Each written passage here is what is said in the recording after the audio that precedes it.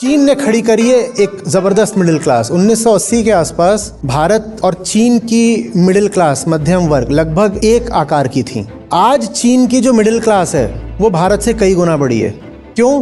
क्योंकि वहाँ जो वैल्यू क्रिएशन हुआ वो भारत से कहीं ज्यादा हुआ, और जो हुआ उसका डिस्ट्रीब्यूशन भारत की अपेक्षा ज्यादा यूनिफॉर्म था। आज जितने बिलियनियर मुंबई में हैं उतने चीन के किसी शहर में नहीं है, जबकि चीन का जीडीपी भारत से 4-5 गुना हो गया। हमने पहली बात तो वैल्यू क्रिएशन कम करा, और जो करा भी वो किसके हाथ चला गया? कुछ लोगों के हाथ चला गया। तो हमारे यहाँ मिडिल क्लास पैदा ही नहीं होने पाई।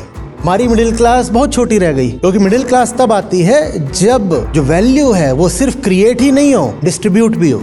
और जनसंख्या रोकने का काम कौन करता है? Middle class. और भारत में मिडिल क्लास छोटी, चीन की मिडिल क्लास बड़ी, तो इसीलिए भारत की जनसंख्या चीन से आगे निकल गई। तो गरीब इसलिए पैदा करे जाता है क्योंकि उसको लग रहा है कि ये तो परंपरा और संस्कार की बात है, और अमीर इसलिए पैदा कर लेता है, कहता है because I can afford it. दुनिया भर में आबादी जहाँ कम हो रही है वो किसकी हो रही है? शिक्षित मध्यम वर्ग की कम हो रही है।